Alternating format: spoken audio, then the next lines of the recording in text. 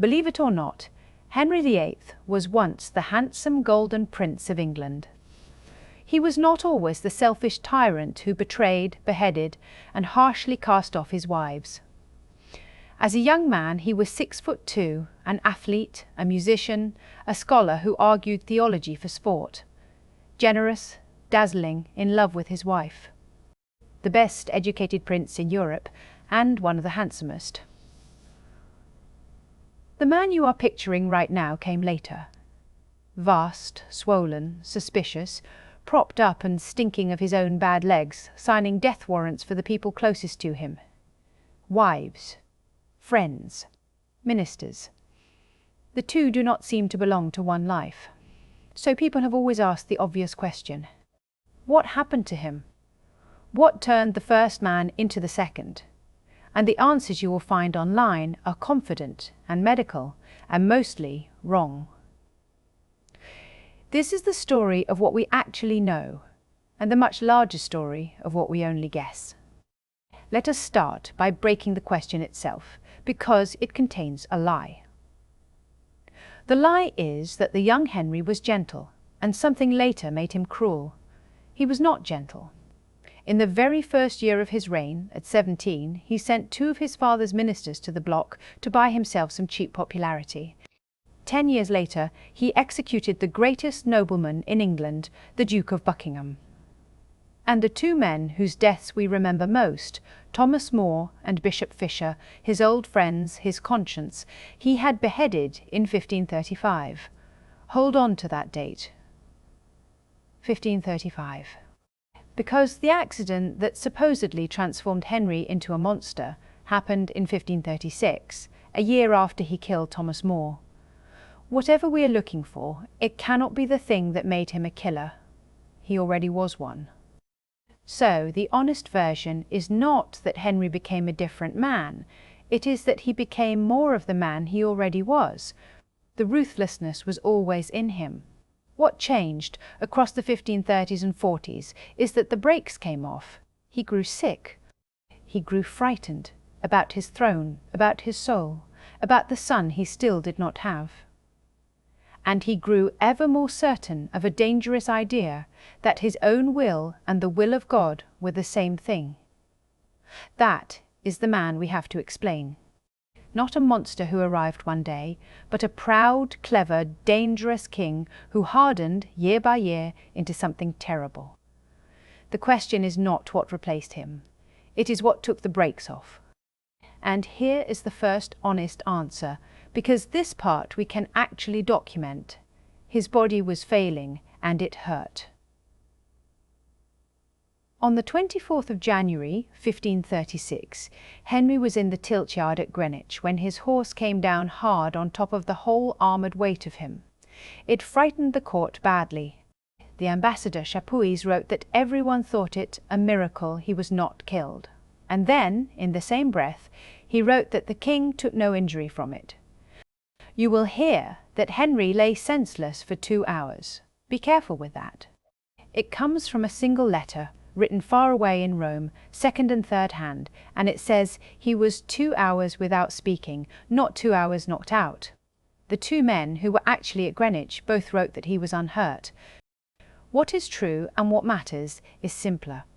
He was 44 years old, and the fall in that tiltyard ended, forever, the sport that had been his whole idea of himself. After that, his legs began to destroy him. He developed deep ulcers on his legs, open sores that would not heal, that stank, and that caused him savage, grinding pain for the rest of his life. In 1538 it nearly killed him. One of the wounds closed over, and for 10 or 12 days a French ambassador reported, "The trapped matter almost stifled the king." He was, in the ambassador's words, sometime without speaking, black in the face, and in great danger. What caused those ulcers, we honestly cannot say. Doctors 5 centuries too late have guessed at bad veins, at blood clots, at diseased bone, and they contradict each other. But the pain was real and constant, and there is a fair inference, which many historians make, in it. It is hard to be a merciful man when you have not had a day without agony in 10 years. And the body everyone pictures, the enormous one, is real too. The armour proves it. The suit Henry wore as a young man in 1512 has a 35-inch waist. The great armour of his last years, made when he was nearly 50, girdles a waist of around 50 inches, and that is measured over the steel itself. In 30 years, the athlete had become a mountain. He could barely walk. The inventory of his goods, taken after his death, lists wheeled chairs, called trams, that were used to haul the king from room to room in his own palaces. You will hear he was diabetic. Maybe he was. But notice that word, maybe, because we are about to walk into a whole forest of it. Everything I have told you so far, we can prove. Everything from here on, we are guessing. Because the real question is not about his legs, it is about his mind. And this is where the internet will lie to you with great confidence. Start with the oldest answer, the one your grandmother may have known. Syphilis. That Henry had the pox, and it rotted his brain and killed his babies. For a century this was the fashionable explanation. And it is wrong. We can be firm about this one. Henry left unusually complete medical records, and they show he was never once given mercury, which was the standard treatment for syphilis, a treatment his doctors used on other people and would certainly have used on him. None of his children carried the marks of inherited syphilis. Not one physician who actually treated him ever named the disease. The syphilis story is a Victorian guess, and the evidence is flatly against it. Set it down. Then there are the two modern theories, and these deserve more respect because they are cleverer and because real scholars made them. But they are still guesses, and I am going to keep saying so.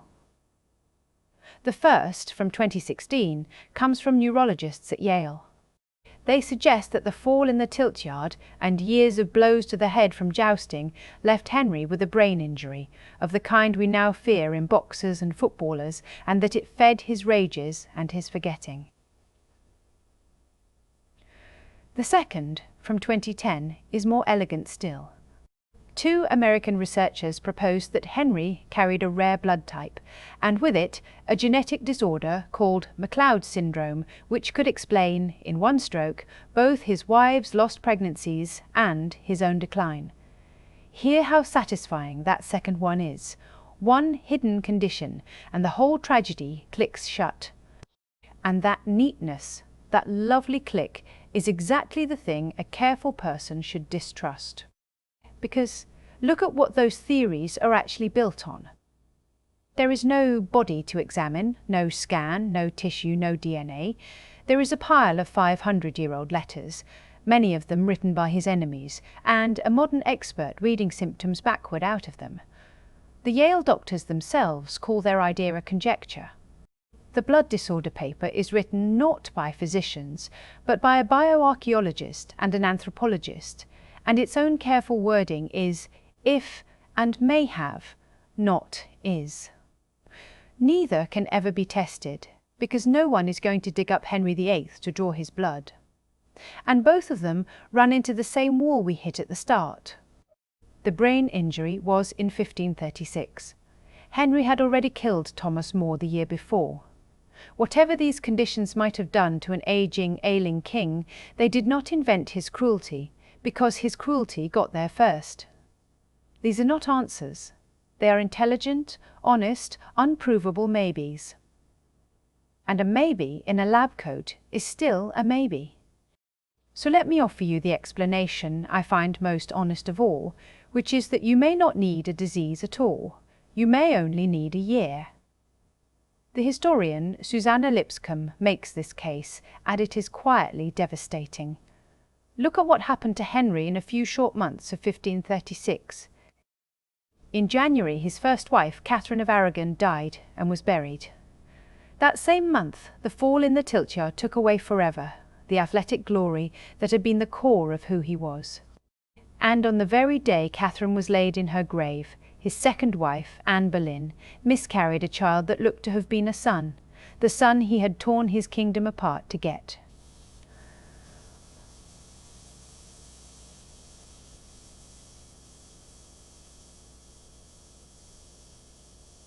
Within 4 months, Anne was dead on a scaffold, on his order. Blow after blow after blow, to his body, to his bloodline, to his whole sense of who he was, and whether God was still on his side. You do not always come out the far end of a year like that as the same person. And that, I think, is the answer that respects both the history and the man. We do not have to reach into his skull and invent a tumour, or into his blood and invent a syndrome, to understand Henry VIII. We only have to look at a proud, ageing, frightened man in constant physical pain, who had buried his children and outlived his own beauty and strength, and who had convinced himself that his will was the will of heaven.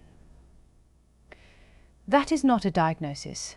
That is a human being, under a weight that would deform almost anyone. The doctors may yet be right. One of those hidden conditions may have been real. But we cannot know it, and we should not pretend to.